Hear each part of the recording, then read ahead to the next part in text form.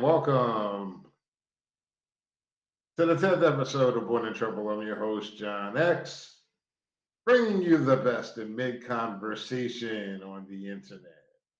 Yes.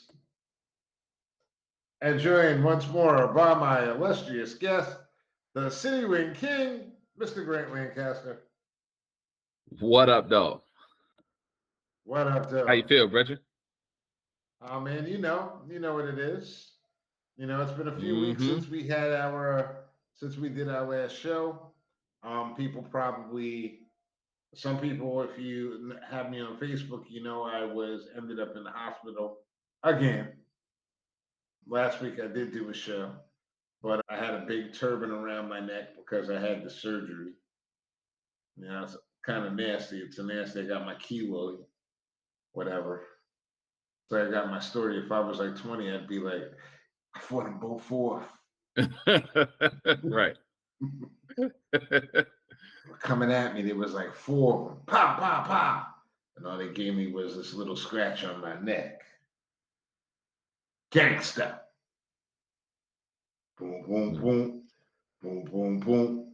Boom, boom, boom. But that's not how it really happened. What really happened is old age and good doctors. Yeah. So that shit is crazy, man. I was we had the funeral for my uncle this past weekend. So I was talking to my cousin and we was talking my uncle, his name was Edward.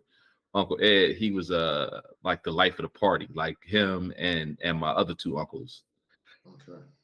James is so Edward James and Howard, but Edward is the oldest, so he was the ringleader. So me and my same age cousin Manasseh, or closer to my age, Manasseh, we would hang out with my uncles, from time to time, like on a special occasion, we might meet them somewhere, hit them up, whatever. And we would be out with these cats, man. And we've been doing this for years, man. And we used to look at them when we was in our 20s and 30s. We used to look at these jokers like, man, these old cats is out here getting it. Right. And now we the old cats, bruh. Wow. Yeah, we the old cats now. Well, we gotta say God bless to that. How old was he? 81, 82. 81, 82. Yeah. Well, rest in peace, Uncle Ed. Yeah, he lived a good life, man. It was a celebration for real. That's what I'm saying? I mean, there was some tears shed and all that, but by and large, man, we just had a party. That's what my Uncle Ed was. Nickname was Sweet Eddie Sweet. Sweet Eddie Sweet. Yeah. Yeah. Playboy, like all the elements of a old school player. I'm an old school Detroit player. Yes, sir. I'm an old school Detroit player. Ring tips. Yeah. Ring tips and Cadillacs. You going back. Yeah. Yeah, man. He always had like a fresh cougar. You know what I'm saying? Was always dipped. You know what I'm saying? Not too flashy, but just always smooth, man. That was him. So yeah, it was a great situation this past weekend. That's what's up. For what it was. As far as funerals go, it almost makes me wish I was there. Yeah. Oh man. Bask in the glory, B. Listen. We had a blast, man. We did the funeral and the repast and all that kind of jazz.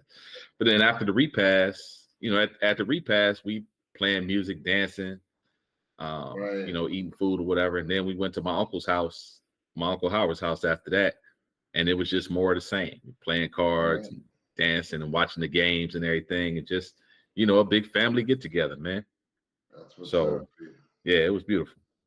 Yeah, I love that, man. That just reminds you of everything that it's all about. This year for me, it's been a humbling year because I've been in the hospital twice. First time completely unexpected, and now this time. And you start to think about things that you never really thought about before. I never thought about passing away and, what it would be like and everything. And, you hope that, I hope that people would celebrate me, in Hmm. that way too, you know. And, Brentwood lost another one this week and everything, that Yeah. was, Jamie. So, Hmm. um, just, yeah, it is what it is, man. We getting up to that age, and to see them, it's good. Like that you got to see you. He gave you an example of how you're supposed to be behaving right now. Right. Right. And you know what? It's funny, man. It's funny that you say that because like and the whole thing, like thinking about your own mortality and all of that and how people will remember you. You know what I'm saying? Like, man, I got such good friends, man. You know what I mean? Yeah, Like and we both do. You know what I mean? We got yeah, such good friends. You know what I'm yeah, saying? People that we've been with. I mean, I met you when I was 14.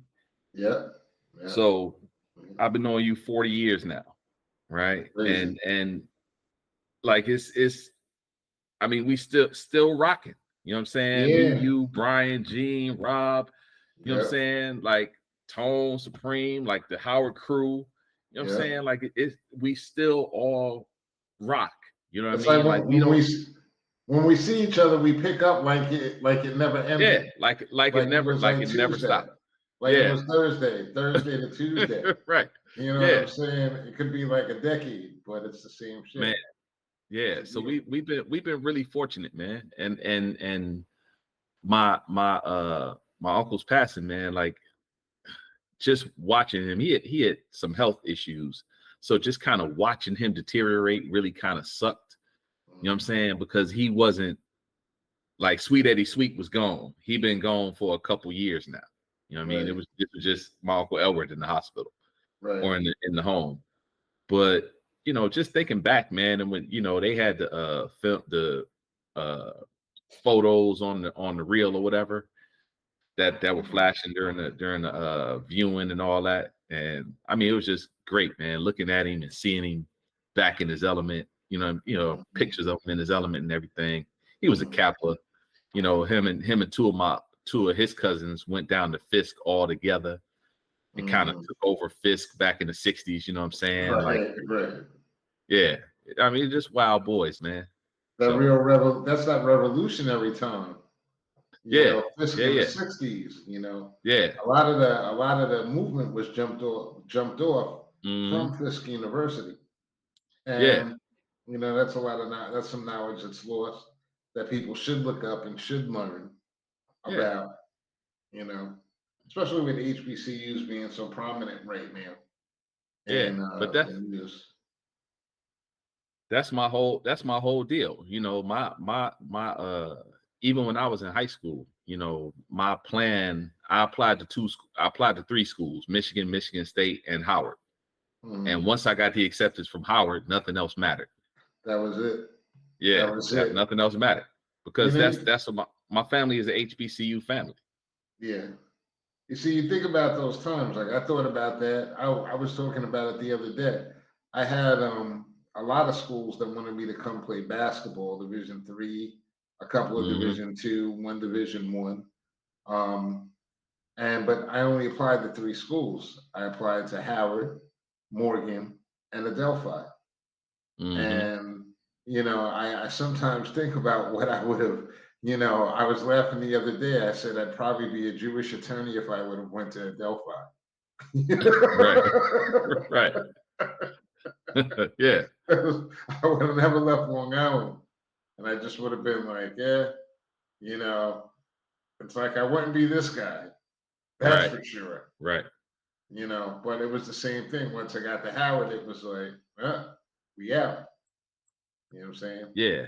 That So, life trajectory, man, it's so dependent on everything that comes before it. You know what I mean? Like every step that you make is a result of previous steps that you've already made. You know what I'm yeah. saying? And like for me, going to Howard, it was never a question. You know what I'm saying? Right. Like once I understood what Howard University meant and what, you know, what going there in my mind, what going there was going to be, and it exceeded all of my expectations. You know, Yeah. it was a bonus. It was a bonus that you were going. I knew that Brian was going, Yeah. but it was a bonus that you end up going too. And then once we made that connect Yeah. and got the corner room, you know, Yeah. had the triple, you know what I'm saying? Like it Turn was, around. yeah. I Turn mean, it was, around. yeah. It was a set off, man. Like it, Yeah. and it just, you know, like I said, man, we talk about Tone, Supreme, Selmo, you know what I mean? Like just all the cats, Darren, the Texas boys, the Chicago boys, you know what I mean? Like the Detroit boys. Yeah. I mean, like all them dudes, man. Like when I think about Howard and how my life went, you know what I mean, or how my life has gone since Howard, you know, it's been a steady kind of upward trend, you know what I mean? Like and you know, it just so happens one of the greatest things that happened to me in my life was Craig calling me to do that work with him. And then even Howard's tentacles reached out even then because Puff was, you know, Yeah. at Bad Boy, you Right. know. Yeah. Right. So yeah. Well, that could be good and bad depending on how you're looking at it today. right. There's a lot of things, a lot of words being said, you know. Yeah. And the internet the internet is relentless, bro. Wow, relentless. They got him under the jail. It's like I've learned a couple of things from the internet. One is that the feds are omnipotent.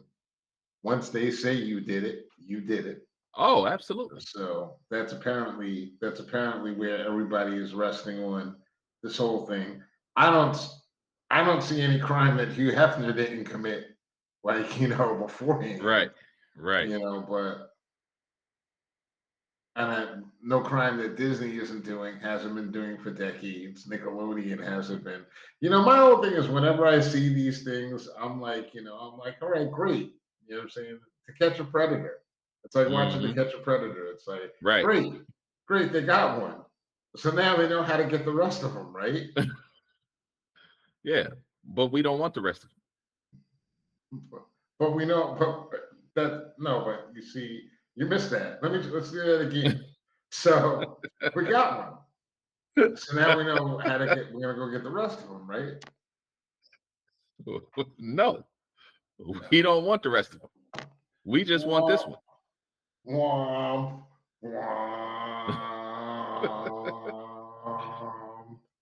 Yeah, and you know it's funny, man. You know, it's all.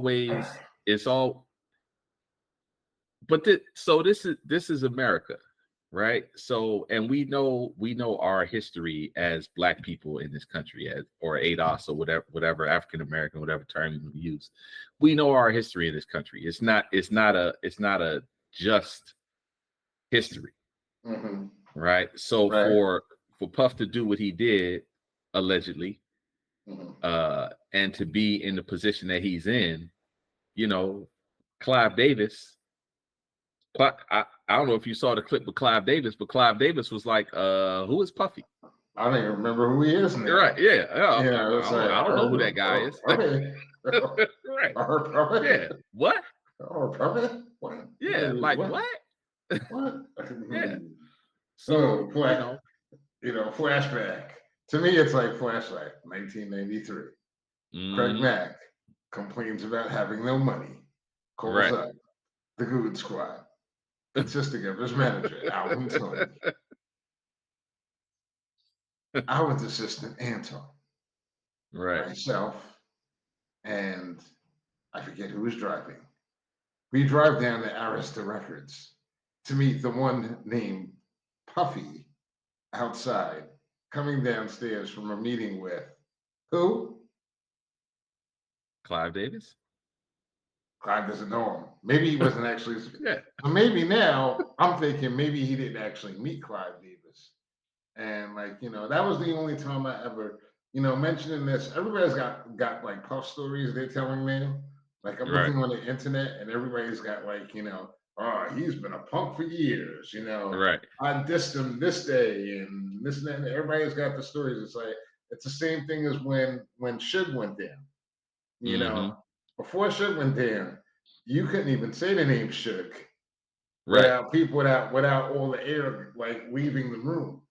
Mm-hmm. If you started to say, shh, you know what I'm saying, the air started leaving rooms when he was like free. And then when he Mm-hmm. got arrested and everything was like, oh, and now everybody's got a story about it. So it's the same thing.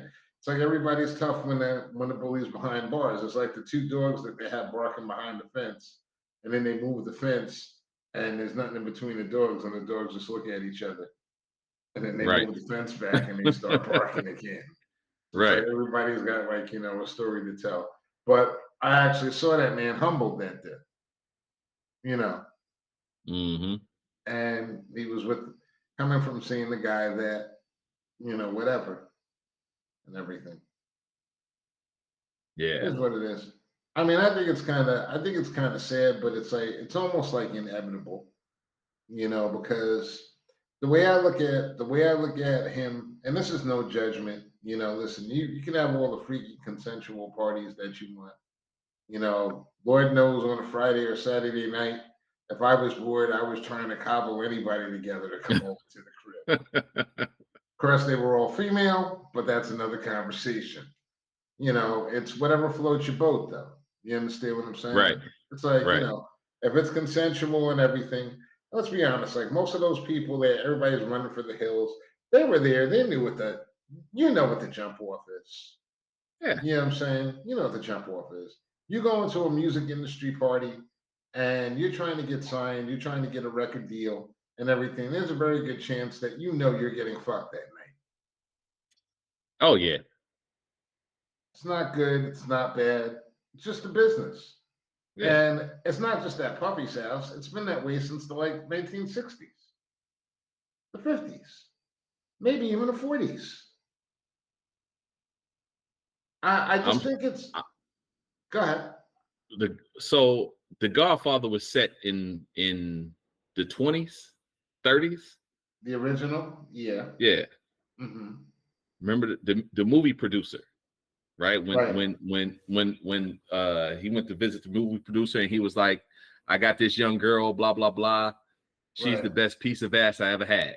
Right. This motherfucker was 90. He was 90. And the girl that he was talking about was like 18. No, she wasn't 18. She was like Well, 14. yeah, He said that he groomed her since she was right. 14. He groomed her. Right, So right, in right. other words, she's been the best piece of ass that he's ever had since she was Since 14 she was years old. 14. Right, right. Right? Okay. So there's I'm not Context. that's not a fact. That's not a There's fact. context. There's Right. context. But there's exactly. So There's it's been going context for on these things forever. happening. Forever. So it's like this is what I'm saying. Like now they caught Puff and everything. Now we can get the rest of them, right? Right? And get everybody else, right? Well, Huh? I mean, Huh? You know? well, Eh, you so here's the question: what's that?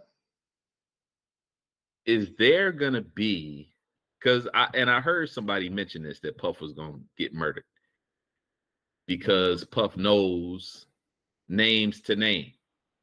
Yeah. I think it's a strong possibility. And I don't like to think, listen, I don't personally hold that man no ill will. I know a lot of people out there that are opining about these situations, they feel one way or the other. They feel like, some people say like the video with what happened with Cassie is enough for anything to happen to him for the rest of however long of a time he's supposed to be on this earth. But we're also all human and people have redemption stories. And some of them are true and some of them aren't true. But it's not Right. up to us to judge. I think that where we go wrong as a society as it is right now is that we're all judge, jury, and executioner. This is why it's okay for we look at police officers who shoot people on the scenes. Not saying that they're all bad and they all do that, but like, we see police officers that make a decision to end a citizen's life right there on the spot. And automatically we've got half of the country saying it was okay to do, and the other half saying it's not okay to do. We have these split judgments, but it never gets to a courthouse. Never, we Right. don't do due process. We don't do due process even in normal life. No. You The know, court of public so opinion means a lot. means everything. It means Yeah. everything. And I'm just to piggyback off what you said, everybody that knows me knows Puff just ain't my kind of guy. Right. So he and I, we didn't see eye to eye on anything. Right. But I don't dislike him. You know what I mean? Like Right. he just wasn't my kind of guy. So I didn't really fuck with him like that. Right. So whatever he did it without me knowing. Yeah. And I don't, again, as a powerful man in America, there's going to be some Monica Lewinskys out there for you. There's going to be a Cassie, but Cassie, if Puff is not Puff, Cassie's not with him. Right. Cassie's not with him. She's not. She dumped. So I was watching someone who made a very good point. Talking about Ryan Leslie. She dumped a perfectly good boyfriend who was a really talented, like, producer. To me, I think everything that you need to know is that, like, there's two things with Cassie. One of them is, where's the banging record from Cassie that you're remembering that you're thinking that you missed out on? Where's the catalog from Cassie that you think you missed out on as a fan, as a musician, that you couldn't do without, and everything? The second thing is, like, where are the plans for her to actually make another album or to come out and do something within the industry? If it was something, she was like, she found a niche. She was good where she was. Unfortunately, there's a lot of women that are in the game that unfortunately are sick enough to accept those roles.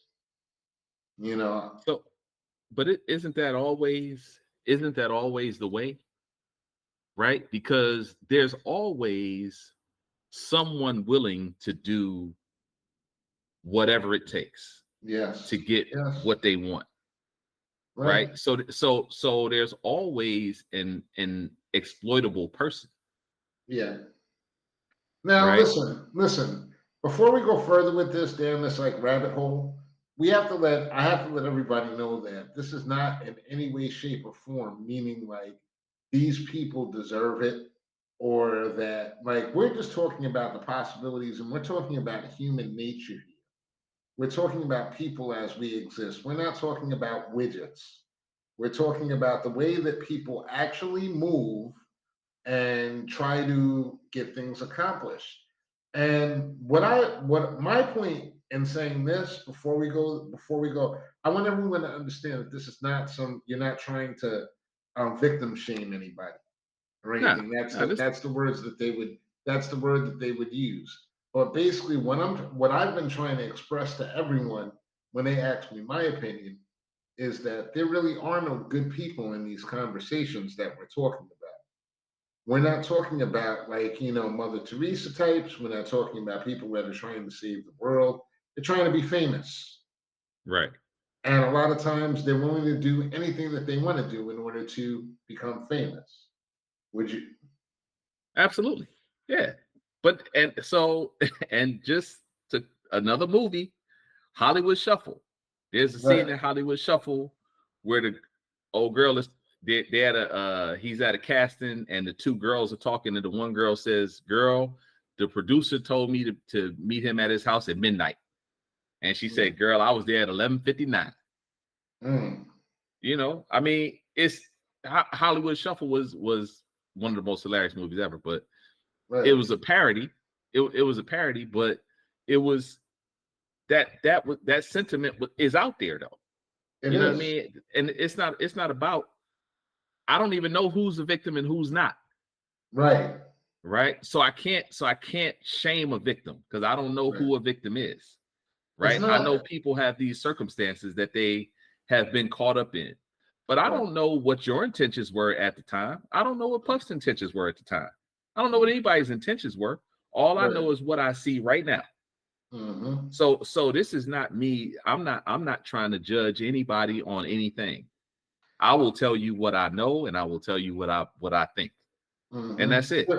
There are 50 states in the United States of America, and I can guarantee you in each one of those states, at least once or twice a night, a freak off jumps off in one of those states, in towns in those states, in areas. Absolutely.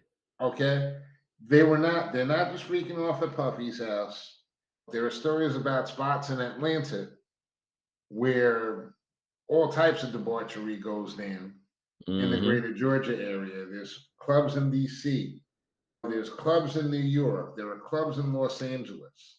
This is like, I think what they're trying to get at is they're trying to get at that spike drinks and everything. But come on, in the music business, what isn't spiked? It's Right. just like the whole thing is like, I just think that America has this issue where we're trying to put these morality questions and put them on the table at a party where everybody's expected, where the women are expected to not wear brasiers to, Right. or basically underwear. Men too. Mm-hmm. You know what I'm saying? This is Hollywood. This is what they're doing. Right. But so some people know that going in though. Mhm. Some people don't. Mhm. So at a certain point, once you figure it out, either you want to play or you don't. Right. Mhm. Now, could someone have slipped you a Mickey? Absolutely. It could have happened. Anything could have happened. But if you are in your right mind and you find out, hey, this is, it's going down in the way that I don't want it to go down around here. Mhm. Am I going to stay or am I going? Now, Mhm. is this my chance? Right? Is this my opportunity to get the deal with Puff? So I want to stay? Or am I saying, nah, I much more value myself than I value this record deal. So if that's how I got to get it, I'm gonna bounce. Yeah. Right. So there, you know, it's people. And it's not just him. No, no, no, no. It's not just him, and he's just caught up. I mean, I feel like it's inevitable because just because of the fact that he likes the spotlight, and with everything that's come out about the business with I believe the alcohol story, that the alcohol people are the ones that basically are like, you thought you were getting too big and Mm-hmm. everything, so we're gonna put you in your place and everything. That's like, and that's really still his fault, because to me, it shows that you're slipping because you're not aware. It's like that situational awareness. That's survival 101.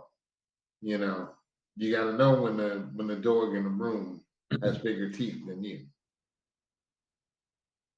Yeah, yeah. But if if you are that guy that's normally the big dog, do Yeah. you ever really know? No, you You know what I don't. mean? No, you don't. And that's the thing. It's like, honestly, the reason why this is happening to him right now is because he's no longer relevant. He's on, or you know what, or he's on the downturn of his relevancy. Oh yeah. You Yeah. know, it's not the 90s anymore. It's not even 2000, the 2000s anymore and everything. It's 2024. And there's really not a need for a P. Diddy right now. They got these trap dudes that are making records and shooting at each other outside of clubs now. They're the new hot thing. Right. You know, you make a record, you break one, you go number one, you go to a show, and somebody shoots you. Now Mm-hmm. you're famous and everything. That's the new model. They're not building any black men up anymore, and they're not allowing the black men to actually come up. They're coming for Jay-Z next. Oh, And absolutely. who knows who else? They're too big.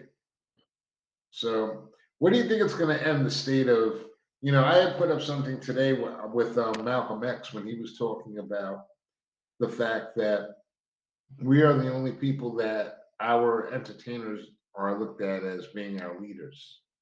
Right. Mm-hmm.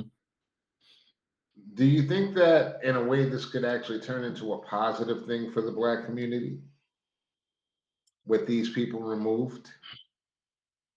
I don't. I just think they'll go on to the next. So I don't know that this would be a positive. I I think that I don't know that entertainers are held up as our leaders in as much as they are held up as people to be admired. And that, that kind of, because they quote unquote made it. You know what I mean? Like they beat America. They beat the system. And they did all these things and they won the game. But did they? Well, from our vantage point, yes, they did. And that's the thing. Perspective is everything. Mm-hmm. Right? Because from Puff's vantage point, it's not looking too good today. Not Like today. Right. But you had for let's say since 1990, he's been on this upward trajectory. So for 34 years, he's been doing it. Right? Doing whatever he wanted to do, getting it however he wanted to get it. So inevitably you have to fall. We love to see somebody rise, but nothing compares to seeing somebody fall. Well, the thing is, like, usually his white compatriots have been able to at least slide down slowly. Puff has this rope that's been tethered to his waist, and they're pulling him down, they're yanking him down like right away.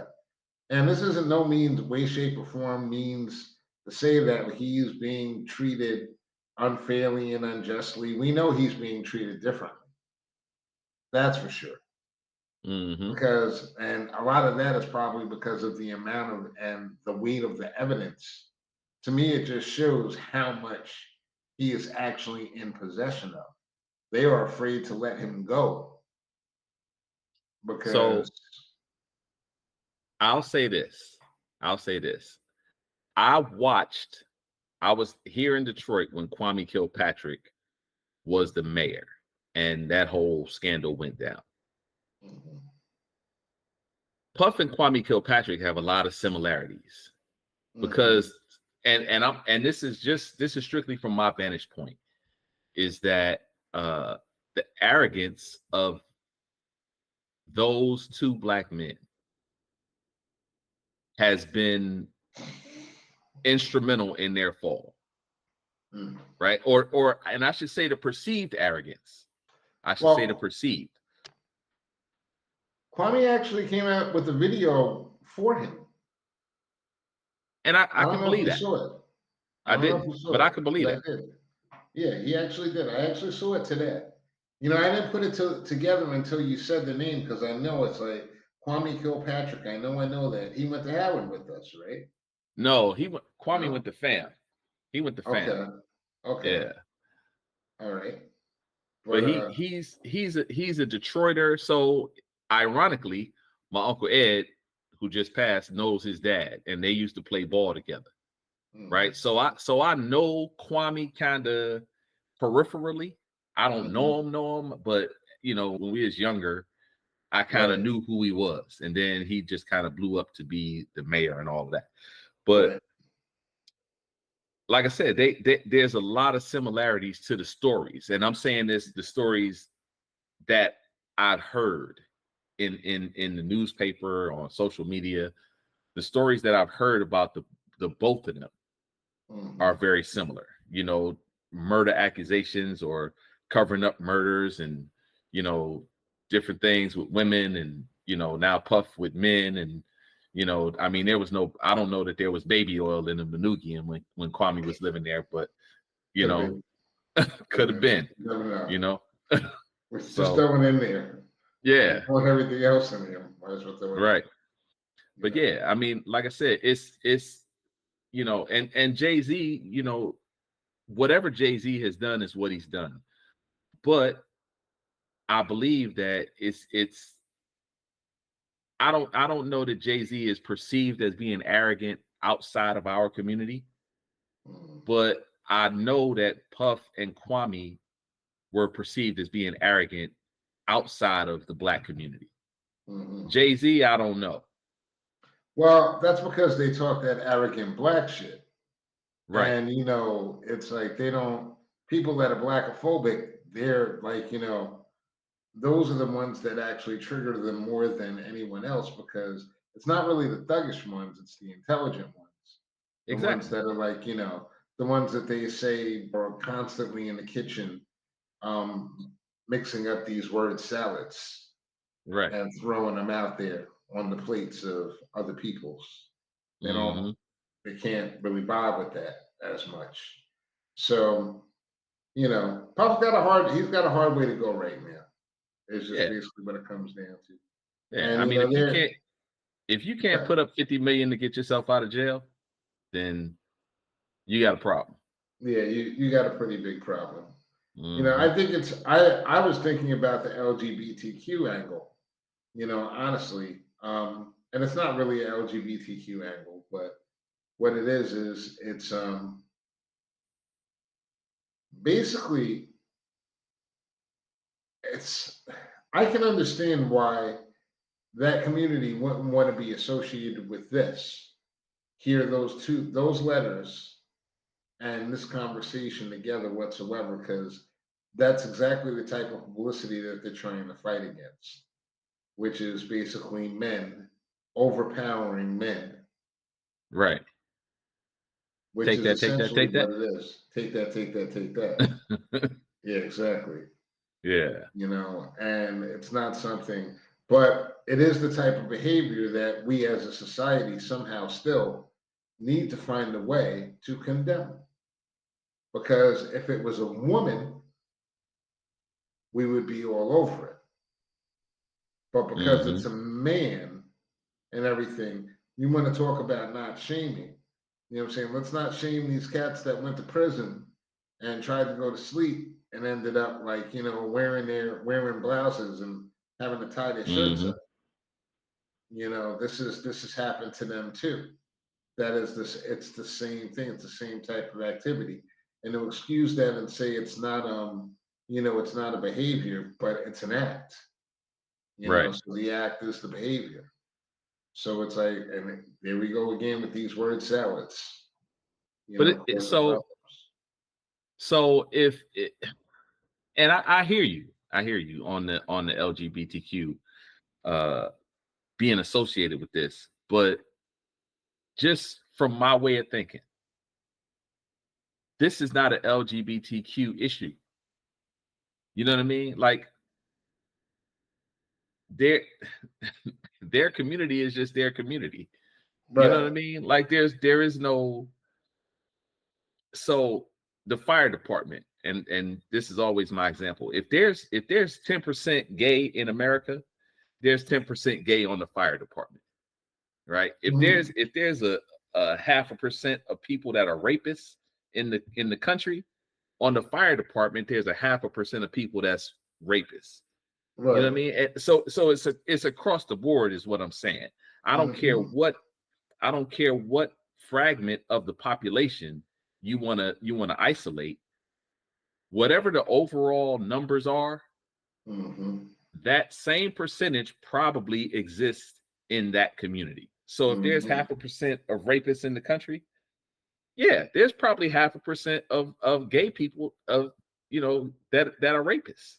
You know what the But truth is? God, God, but I'm just finish saying that. that's just the numbers though. It Yeah. doesn't have anything to do with the community at large. Right. Well, the truth is that people who have an agenda, they don't like to have they don't like conversations like this because what you're talking about is just the simple common sense of it all. It's just the simple mathematics. empirical data that doesn't support any argument. It just Right. fucking is. It Right. really just is.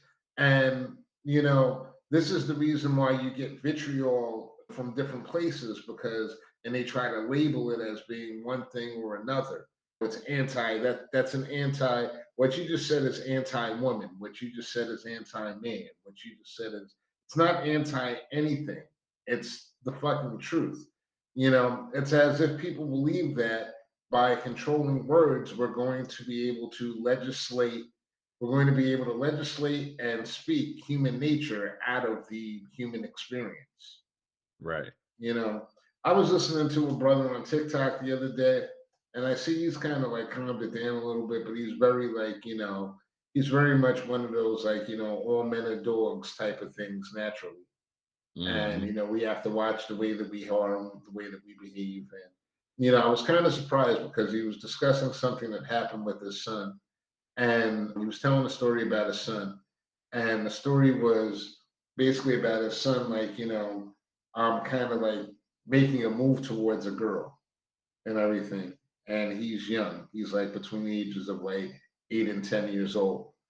Okay. And you know, and the kid he's doing a good job with his son. First of all, I have to say that because his son did tell him what he did, and then he told him where he was wrong and all this other stuff. But the thing is, though, it was really just like they were trying to put all these different labels on it, but really it was just like it's just nature.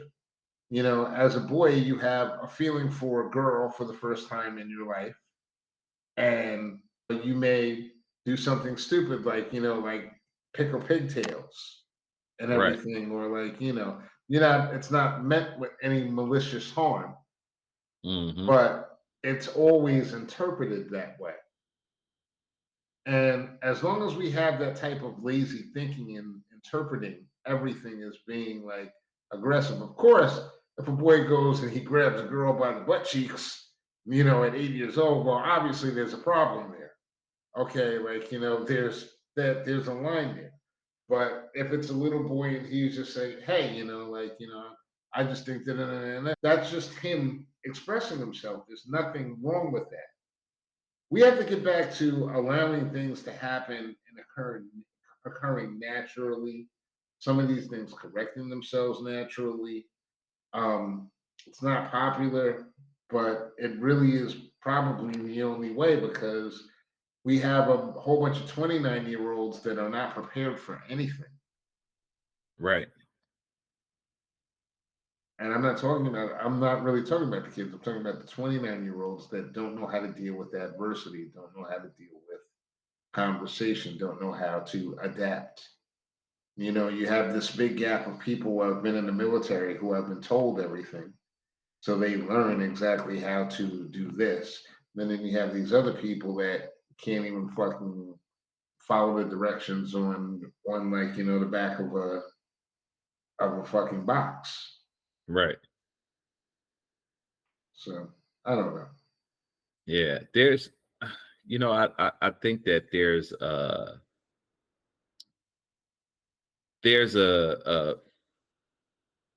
misconception, right? That everybody is, I'm losing it. I'm losing it. I What do you lost it. mean? So the misconception is that everybody is the same, right? Right, And you can treat everybody the same, right. but you can't treat everybody the same. Because You we're know, so not. right, we're not, and it just kind of goes back to what we talked about a couple weeks ago, where my language is based on my history, where I've been, who Such a I good know, clip. right? I actually used that for the show clip. It was like such a good point. Yeah, but You know, that's where we are though, and parents unfortunately have prepared the road for the child rather than preparing the child for the road. mm-hmm. You know, and it hinders the child every time, to the point to where they cannot adapt, they cannot deal with any adversity, they cannot, because the road is already prepared for them. And if that's what you're putting out there, that the road is already prepared, as soon as they hit some adversity, it's going to be a problem. Well, this is what the education system has taught them. And that kind of brings me to the last thing I wanted to get into before we wrap it up tonight. And it's the disillusion of the Department of Education. For it or against it? Hell, may as well go and start over. So when I say, so you're saying against it, but are you saying to like revamp it or get rid of it? Because they want to get rid of the entire department. Department of Education only came into existence in 1970, first of all, for a little bit of context. It used to be states that used to run education. Just to skip right over to a point, like my thought would be, if without the Department of Education, then you're allowing a lot of states to gentrify education, meaning they can put their dollars wherever they want to put them within their neighborhoods, or Right. gerrymander, I should say, education. And that's exactly what I feel would happen if you remove the feds from the system completely and totally. But we also know that at the same time, the educations that our kids are getting, K through 12, are essentially useless for Well, today's. even now, they're not equal though. No, they're So not. yeah, Detroit public schools versus, let's say, Grosse Pointe public schools. Grosse Pointe public schools, I'm gonna say, are advanced. They're beyond what they have capabilities beyond what Detroit public schools have, because their tax base is higher, so they get a bigger piece of the pie. So even if you did dismantle it, would it just be more of the same? Well, that's based upon what that is based upon the old model of, generally, if you live in a better neighborhood, your kids are supposed to get a better opportunity. And the only way for you to do that is by making sure that these kids in this neighborhood have less of an opportunity. Because all things like considered, I mean, with computers and the internet and what we know about teaching and what we know about education, we could probably provide the same education for every kid in the United States of America like that if we Right. really wanted to. But then that kills off a lot of different things. We have so many jobs in this country that Americans just are not qualified to fill. And that's where we have foreigners coming into the country and taking those jobs and buying those homes and setting down roots. And Americans basically sitting there going, what the F, and going to Trump rallies. Right. So it's like we can like it's easy for me to identify the chords because I'm a black guy. I never really had that job. So I can I'm looking at it from the outside in. And I'm seeing the opportunity that this guy had that he said wasn't my privilege, but actually is, that allowed him to have this job for this amount of time. That job being phased out. And the requirements for that now, for that salary position, is now requires a higher level of education that even you're not getting at your school. Right. So So okay, so I have a question. So what happens in terms of a person's aptitude? So let's say that the education was equal across the board. mhm. Certain people are going to show aptitudes for certain things. So do you begin to cater it toward what that group of children can do? Or do you just keep everybody on the same level? Well, that's the whole thought behind homeschooling.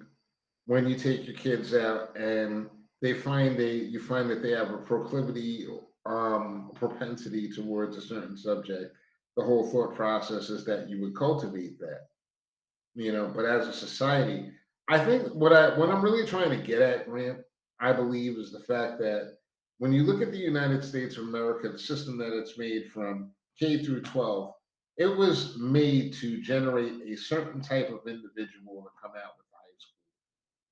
One that knew Right. how to wake up early in the morning, follow directions, leave, go from place to place to place, station to station, and everything, and be done by after an 8 hour day and Right. be able to go home. But that's not the job market of today. It's just not.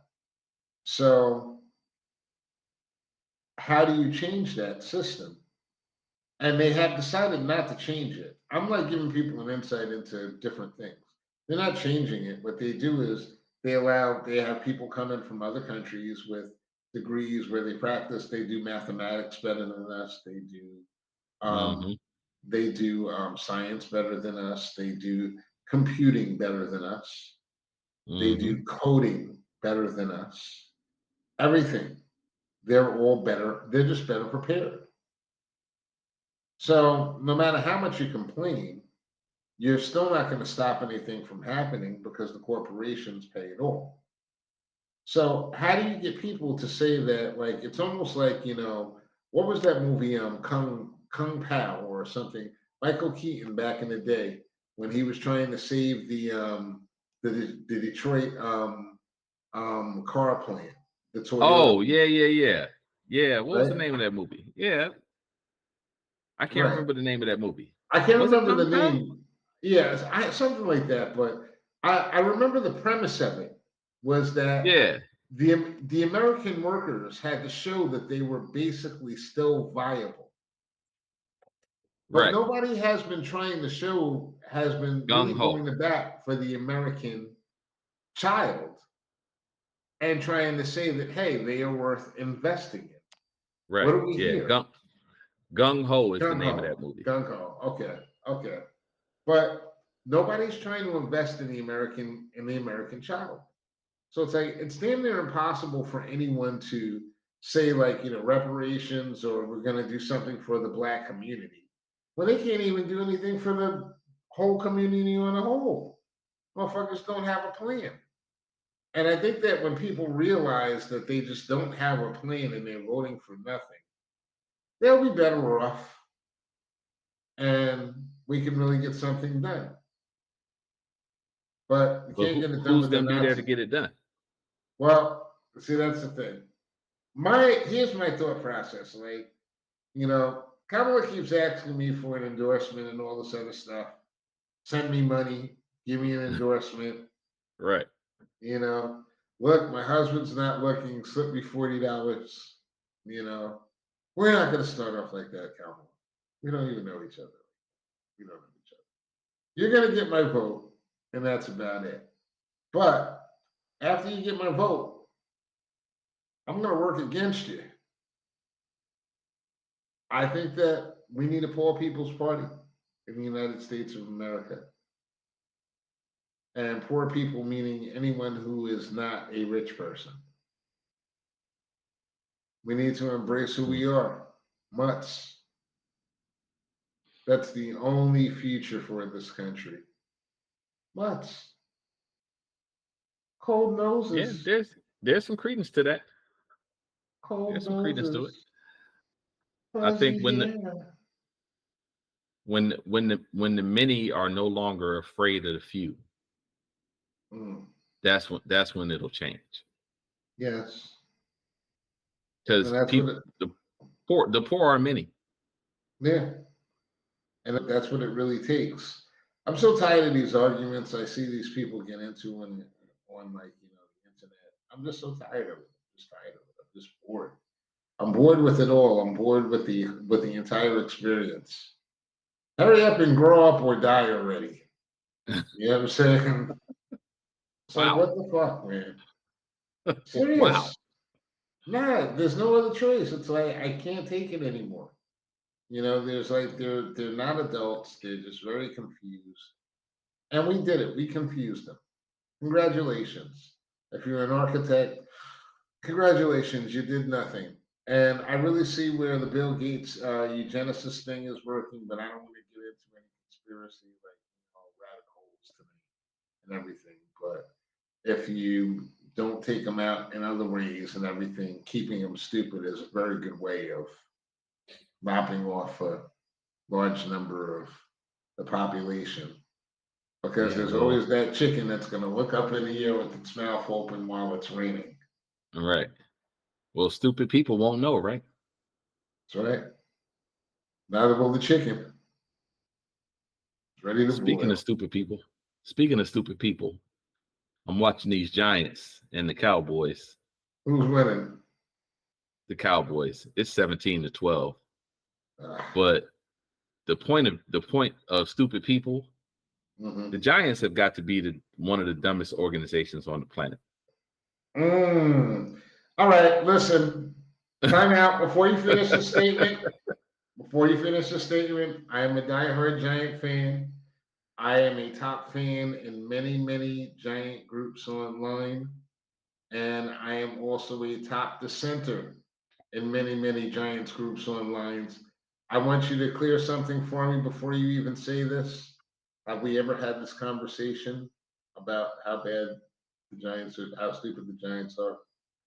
I think we may have had it once. Happened years ago, but not recently. No, it was recent. Okay. And the reason I say what I say is because I just need you to say that I did not influence whatever you're about to say. No, not at all. Okay, not at all. Okay, go ahead. No, this is 100% my thought. Run, But, Toby, run. why would you pay Daniel Jones $40 million a year? What do you think you're gonna get with that? I don't and you know what? I'm gonna say this along the same lines. You know who's coming in that same idiocy is the Patriots. New England Patriots had the third pick this draft. What's been the Patriots' Achilles heel for all of the years that they were a successful franchise? What did they never really have? What did they never? A number one receiver. Wide receiver. Yeah. A number one receiver. So Right. you at the 3 position, and you can draft Marvin Harrison Jr. And instead you take Drake May. Now, let's just look at it like this. The Giants have a sucky quarterback, and they drafted Malik Neighbors. And Malik Neighbors can make that sucky quarterback look okay. He did last weekend. Weekend. Absolutely. Last weekend. But Giants fans, but Giants fans used it to justify your first statement. But go ahead. Right. And I get it. Some did. And I get it. But if you are the Patriots and you got a sucky Jacoby Brissett, but you give him a Marvin Harrison Jr., all of a sudden he don't look so sucky. And then when you get a good quarterback, now he's got weapons. As opposed to a Bryce Young, who is in Carolina. Well, I wasn't a big fan of his anyway, only because he was too short. Yeah, I always thought he was too small. I didn't get the Bryce Young hype. So his history just wasn't on his side, right? In terms of whether he was going to be successful or not. You can always point to a Doug Flutie or a Drew Brees or, even Kyler Murray. But, other than Drew Brees, the success level of all those quarterbacks that are 6 feet tall is not high. Right. So I didn't understand that, but I'm just saying, if you got a sucky quarterback and you got a great wideout, your sucky quarterback can be all right. Let me just piggyback on that a little bit. Like my whole thing is, like, New York has driven me crazy the past 2 years between losing 2 of my favorite players in 2 disparate sports. Kyrie Irving first with the Nets, and Saquon Barkley with the Giants. Yes, sir. Okay. The man never had a blockers. He never had blockers, never had linemen the entire time. Still, he is the reason why the Giants made the playoffs 2 years ago. Not Daniel Jones. He was the one. Daniel Yeah. Jones is the guy that's throwing the passes to the number one receiver right now. And the number one receiver is making him look good by reaching over the defender and stealing an interception Right. for a 30-yard gain. That's a fucking interception that he threw. Mm-hmm. That Malik Neighborhoods made him look good. So he's earning his money if only he knows, hey, if I throw the ball to number one, something's going to happen. Right. So, but he's think, don't, Right. think, don't, think, don't, think.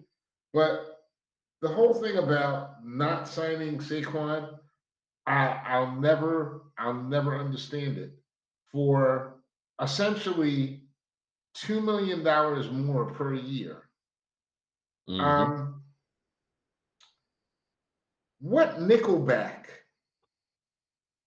are you fucking jonesing for so much that you can't give his money to Saquon? Because Right. we're talking $2 million. Mm-hmm. We're not talking like, 40 million like Daniel Jones. We're talking two. Mm-hmm. Two. And then didn't they turn around and sign Devin Singletary to the same money that they would have signed that they could have signed Saquon for? No, I always say the same thing as when watching the games: half the money, half the back. Half the money, half the back. And they were saying last week, they were like, oh, Giants fans were like, oh, Singletary, they tried to throw his stats out there. I watched that game. He sucked the whole fucking game. Yeah. He had one run. He had the one run at the end of the game when they tried to stop the clock, when they had to stop the clock. So the defense sold completely out on the blitz. The call was perfect. He ran out for 30-something yards. Otherwise, you look at his stats before that game, before that run, he was shit. He was shit. Half the back, half the money. He's like 10 for 20 right now. 10 carries, 20 yards, or 13 for 22. Half the back, half the money. Yeah, clearly he's not what you wanted. Half the back, half the money. Yeah. They're clowns, and the only thing they did do right was pick Neighbors. And to me that was a no-brainer. I was saying all year, I was like driving people crazy on the boards because like I had a one-track mind. I wanted one guy in the draft this year, bro. You know what that was? Yeah. Did I tell you? No. Michael Penix. Oh, yeah, the quarterback. I wanted Michael Penix. I wanted the Giants. I didn't care what they had to do. I was like, they need to draft Neighbors, and they need to do whatever they have to do to trade up to get to like 10 and pick up Penix when he started to rise again. Because that kid can play. He can play. And what happened and everything? Falcons went and they swooped him up. Went to Atlanta. Yeah. Kirk Cousins, they signed Kirk Cousins, and they said, guess what?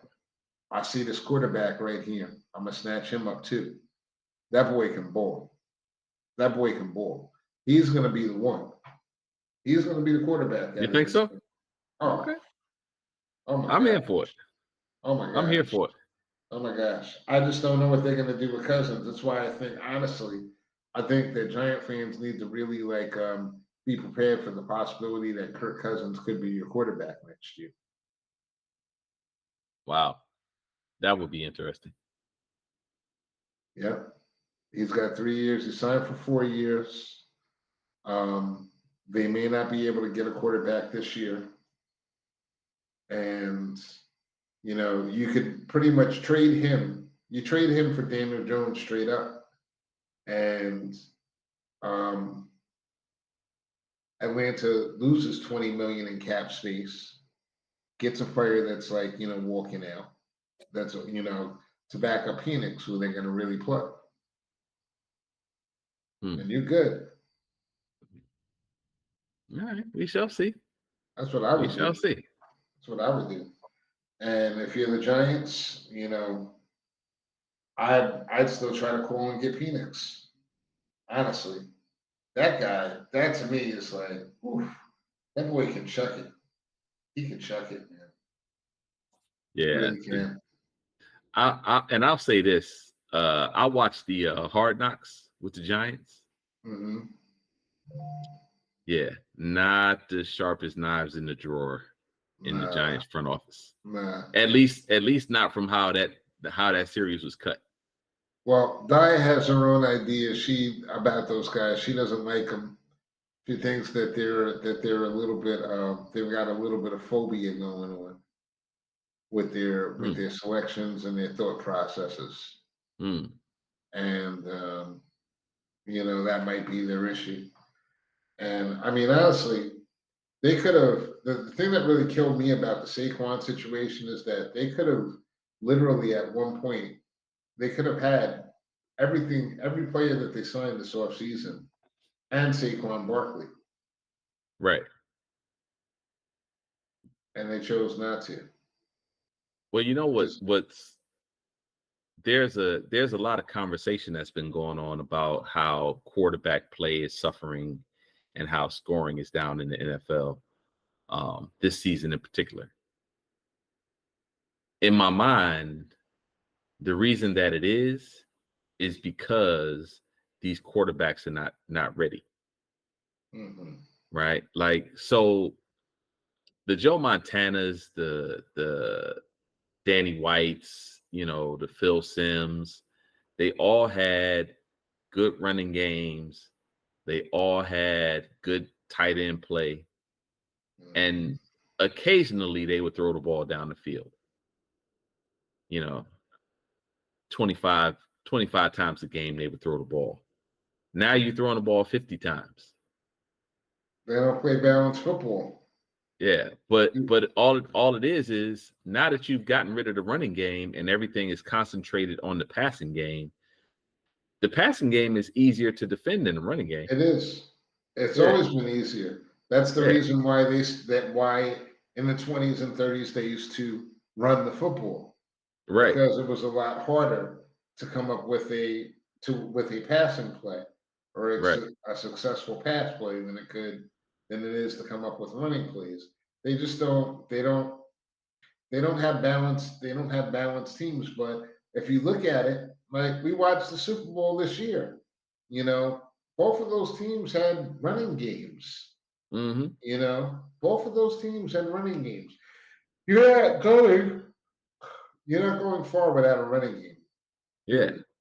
but somehow that's all the talking heads want to talk about is the quarterbacks, the quarterbacks, the quarterbacks. They draft these quarterbacks higher than they should. They draft them earlier than they should. They pay them these absorbent amounts of money.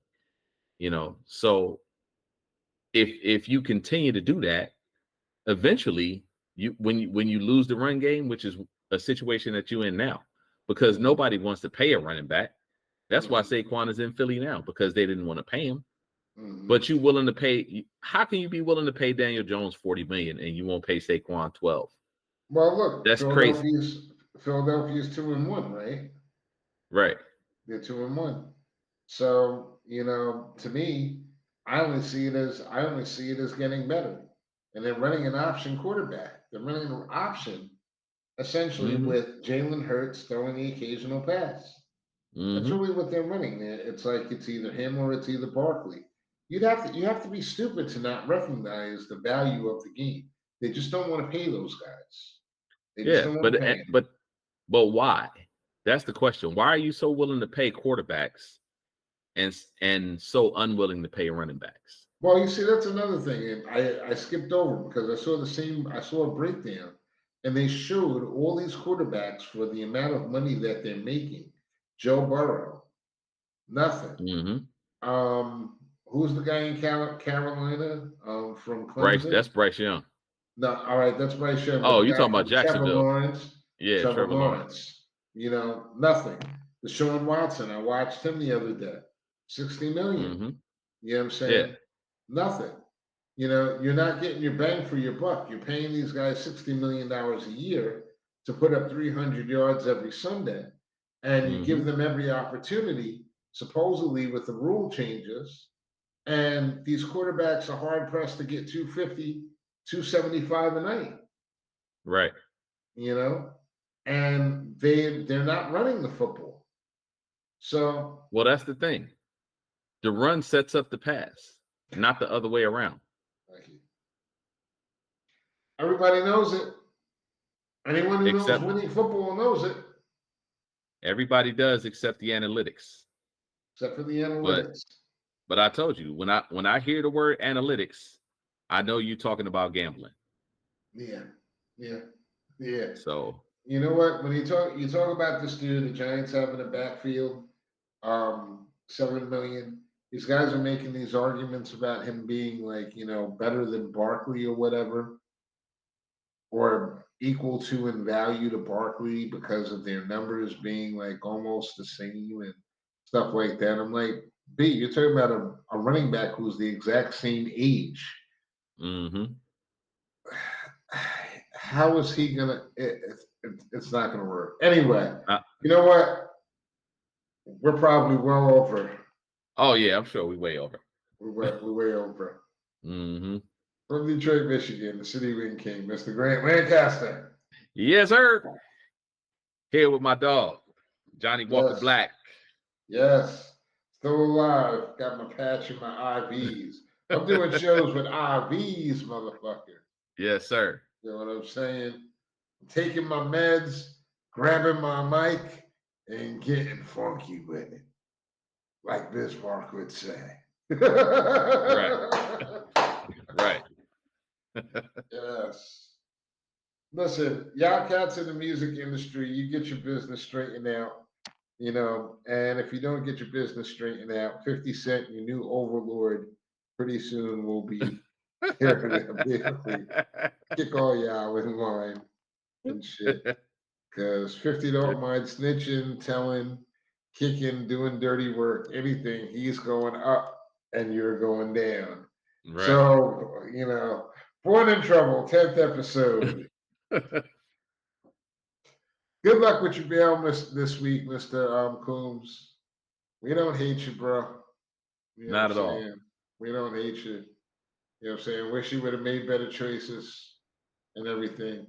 Recognize that the limelight has a time for feeding the black for all of us. And it seems like your time is up, my brother. Anyway, Born in Trouble, 10th episode. Peace. Peace.